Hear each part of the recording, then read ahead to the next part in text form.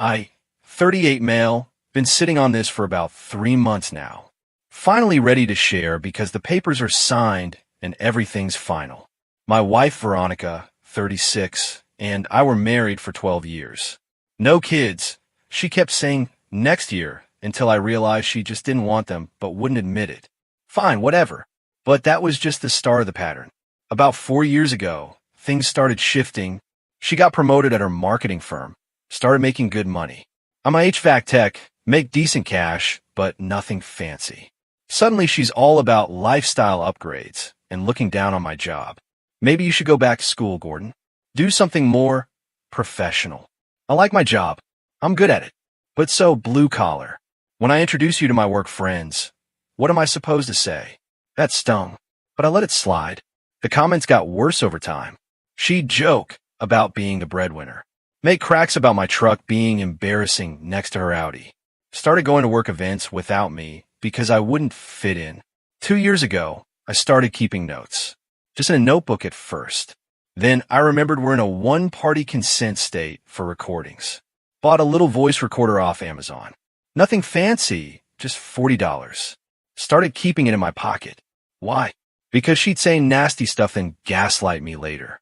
Tell me I was too sensitive or remembering it wrong. The recorder doesn't lie.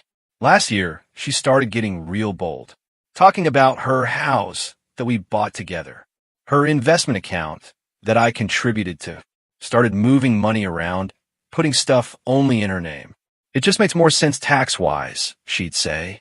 I'd ask to see the math. She'd get mad, accuse me of not trusting her. So I started keeping receipts. Every deposit I made, every bill I paid, every contribution to her accounts. Photographed them all, backed up to 3 different clouds. 6 months ago, she came home from a girls' night and dropped the bomb. Not asking for divorce, just threatening it. For fun, I guess. You know, if I wanted to divorce you tomorrow, you'd be screwed. I know all the good lawyers in town. My income's double yours. The house is basically mine. You'd probably end up living in that truck you love so much. She was laughing. Actually laughing. You'd never survive divorce court, Gordon. You're too nice. Too naive. I'd take you for everything. I just said, we'll see. She thought that was hilarious. Laughed harder. Aw, baby. That's what I love about you. You actually think you'd have a chance. Kept recording. Kept saving receipts. Started noticing patterns too. Lots of work dinners that ran real late. Charges on the credit card statements for restaurants I'd never been to, always for 2 people. Hotel charges in our own city during her conference days. 3 months ago, she filed. Came home with papers and this smug smile. I warned you this day might come. Now be a good boy and just sign whatever my lawyer sends. We can make this easy or hard. I said okay. She was shocked I didn't fight or beg. I just called a lawyer the next day. Regular guy, not fancy, but he knew his stuff. Bring me everything you've got, he said. I showed up with 3 banker's boxes. Update 1. Y'all, the look on her lawyer's face when we had the first meeting. Priceless. So Veronica hired this shark lawyer, Denise something. Real aggressive type. Came into that conference room acting like she owned the place. My client is prepared to be generous, she starts. She's willing to let Mr. Gordon keep his truck and tools. In exchange, she maintains the house, all investment accounts, and he pays spousal support. My lawyer, Bill, yeah, regular name for a regular guy, just smiled. Interesting. We have a counter-proposal. Started laying out documents. Bank statements showing my deposits into her accounts. Receipts for house payments, repairs, upgrades. All from my accounts. Then the recordings. Let's start with dated May 15th, shall we? Veronica's voice filled the room. You're lucky I even let you live here. This is MY House. You're just a guest who fixes the AC when it breaks. Her lawyer's face changed. When was this dash? All legally recorded in a one-party consent state, Bill said. More recordings. Her admitting she moved money to protect it from your grubby mechanic hands. Her laughing about how she'd clean me out if we divorced. Her telling her friend on the phone that she'd been planning this for years, and I was too dumb to notice. Then the hotel receipts. The restaurant charges. Weird how many work dinners require a hotel room in the same city where you live, Bill noted. But the real kicker? The credit card I've been paying on in my name, but she used it, had some interesting charges. Jewelry, men's clothing, stuff that wasn't for me. Who's Ricardo? Bill asked. Veronica went pale. Her lawyer asked for a recess. 20 minutes later, they come back. Denise cleared her throat. We'd like to discuss a settlement. Turns out Ricardo was her work friend, the one she'd been having those late dinners with, the one who got a $3,000 watch on my credit card for his birthday. Here's what kills me. She still thought she could spin this. Outside the conference room, she cornered me. Gordon, baby, let's talk about this like adults. You don't need to be vindictive. I'm not being vindictive. I'm being fair. Fair? You recorded me without telling me. Legally.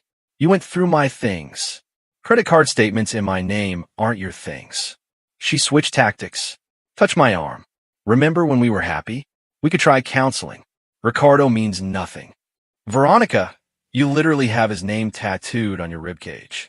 Yeah, she got a tattoo. Small but there. Told me it was Sanskrit for strength. I Googled it last month. It's literally just Ricardo in cursive. That's not. I have photos from your Instagram where you tag him showing it off. She lost it. You stalked my Instagram. It's public, and you're still married to me. I'll ruin you. I know people. You'll never work in this town again. I fix air conditioners. Pretty sure people will still want AC. Her lawyer literally dragged her away. Bill looked at me. She always this dramatic? You should see her when a restaurant gets her order wrong. Update 2. So Veronica decided to play dirty. Real dirty. First, she tried to get me fired. Call my boss claiming I was mentally unstable and dangerous. My boss, Tony, called me in his office. Gordon, your wife just called. Says you're having some kind of breakdown. We're getting divorced. She says you've been stalking her, recording her secretly, following her around. I pulled out my phone, showed him the divorce papers. She filed. I responded. Everything I did was legal. Tony leaned back. She threatened to call our corporate office. Says she knows the marketing director. My stomach dropped, but Tony smiled. I told her to go ahead. My cousin's the CEO. Known him since we were kids. Plus, you're my best tech. You think I'm going to fire you because your ex is crazy. But she didn't stop there. Next, she went after my family. Called my mom claiming I was abusing her. Mom called me panicked. Gordy, Veronica says you've been recording her in the bathroom. Says you put cameras in the house. Mom, I recorded conversations. Audio only. In common areas. It's legal. She says you're trying to blackmail her with intimate photos. Mom, I have recordings of her saying she's going to take everything I own. That's it. Mom went quiet. That bitch actually called me, trying to turn me against my own son. Yeah. Well, no. Give me your lawyer's number. Turns out Mom had kept every birthday card, every Christmas gift receipt where Veronica gave me dollar store crap while I bought her designer everything. All went to Bill. Then came the social media campaign. Veronica started posting about being a survivor. Vague posts about escaping abuse and starting fresh. Her friends ate it up. But here's the thing about recording someone for 2 years. You catch a lot. Like her phone calls, where she's on speaker in the kitchen, laughing with her friends about how she's training me. How she moved money so I couldn't touch it. How Ricardo is so much better in bed. All legal. All admissible. Her lawyer called for another meeting. This time, Denise looked tired. My client is willing to split assets 50/50ths. Bill laughed. Actually laughed. After what she's pulled, we want 65/35ths. And she pays her own debts, including the $15,000 in credit card charges for her boyfriend. That's ridiculous. Bill pulled out more papers. Text messages between your client and Ricardo. Planning to hide assets. Move money offshore. Pretty sure that's fraud. I didn't even know about these. Bill had subpoenaed her phone records. She also claimed Mr. Gordon was abusive to multiple parties. That's defamation. We have recordings proving otherwise. Want to add that lawsuit to this divorce. Veronica was seething. This isn't fair. Fair. I finally spoke up. Fair would have been you not cheating. Fair would have been you not treating me like dirt. Fair would have been you not threatening to destroy me for fun. I was joking. For 2 years. her lawyer whispered urgently to her. Veronica kept shaking her head. Finally, Denise sighed. We need another recess. Update 3. Veronica went nuclear. She couldn't accept the settlement offer. Her ego wouldn't let her. So she fired Denise and hired an even bigger shark. Some dude named Clarence who apparently specialized in high-conflict divorces. First thing he did? File a motion claiming all my recordings were illegal, that I'd violated wiretapping laws.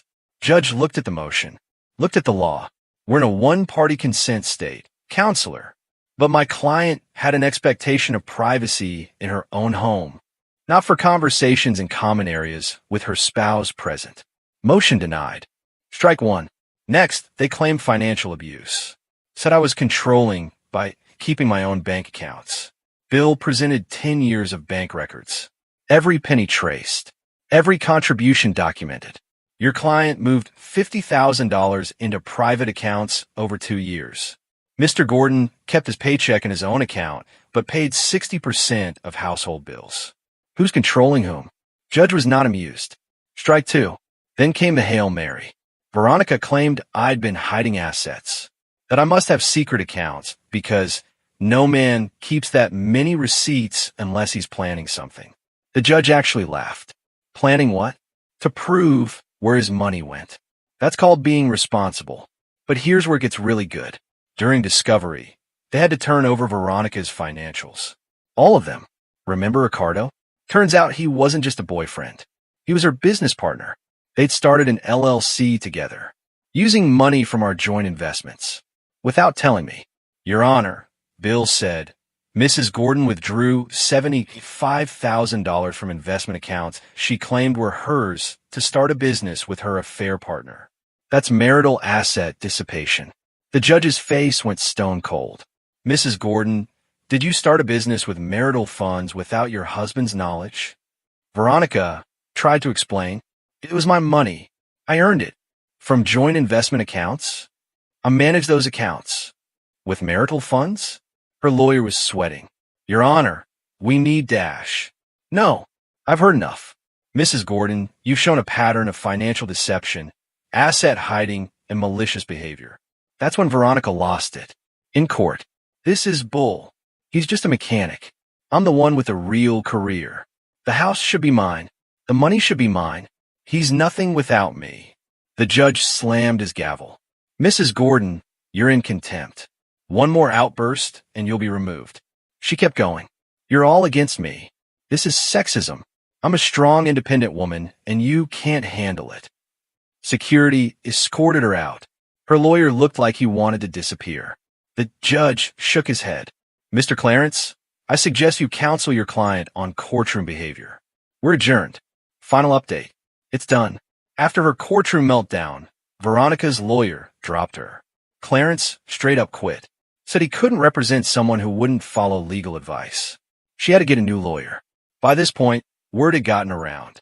She ended up with some ambulance chaser who probably got his degree online. The settlement conference was beautiful. Judge brought us in. I've reviewed all evidence. Mrs. Gordon, you've shown a pattern of financial malfeasance, asset dissipation, and attempted defamation. Your behavior throughout these proceedings has been illuminating. Her new lawyer tried to argue. Judge shut him down. I'm prepared to rule. Mr. Gordon gets 70% of marital assets. The house will be sold, proceeds split accordingly. Mrs. Gordon's business venture with Mr. Ricardo? That's $75,000 comes out of her share. The credit card debt in Mr. Gordon's name for purchases clearly not for him? Mrs. Gordon pays. Veronica whispered frantically to her lawyer. He whispered back. She got louder. That's not enough to live on. The judge heard her. Mrs. Gordon, you make $95,000 a year. I think you'll manage. What about alimony? You want alimony? After hiding assets and starting a business with your affair partner? No. She tried one last manipulation. Started crying. Your Honor, I'm sorry. I was emotional. Gordon and I had a good marriage once. Maybe we could try mediation. I spoke up. No. Gordon, please. Don't you remember the good times? I remember you laughing about taking everything from me. I remember you calling me just a mechanic. I remember you spending thousands on Ricardo while telling me we needed a budget. I made mistakes. You made choices. The judge finalized everything. House sold fast in this market. After everything was divided, I walked away with enough to buy a nice little place outright. No mortgage. It's smaller than the old house, but it's mine. Veronica? Last I heard from mutual friends, Ricardo dumped her once the money ran out. The business they started failed in 3 months. She's living in a one-bedroom apartment, driving a Honda instead of her Audi, had to sell it to pay the credit card debt, and working the same job. She texted me last week from a new number. I hope you're happy. I responded, I am. You destroyed my life over pride. No, you destroyed your life with greed. Ricardo left me. Not my problem. I loved you once. No, you love what I did for you. There's a difference. She sent a long paragraph about how sorry she was, how she'd changed, how maybe we could be friends. I blocked the number. My lawyer Bill sent me a final invoice with a note. Pleasure working with you. P.S. Those recordings were gold. Best documentation I've seen in 20 years. Sitting in my new place now. It's quiet. Peaceful. No one here to tell me I'm just anything. No one laughing about taking everything from me. Turns out I survived divorce court just fine. And the receipts? Still got him. Laminated the one where she bought Ricardo that watch on my credit card. Hung in my garage. Reminds me that keeping good records isn't paranoid. It's smart. The moral? When someone tells you who they are, believe them. When they threaten to destroy you, prepare. And when they laugh about taking everything, start recording. Because receipts don't lie. And neither does audio. To everyone saying I should have left earlier, maybe. But I'm a plumber who married up, thought I'd hit the jackpot. Took me a while to realize the jackpot was rigged. Better late than never, though. Oh, and Veronica, if you're reading this, your Sanskrit tattoo is still just Ricardo in cursive. Peace out.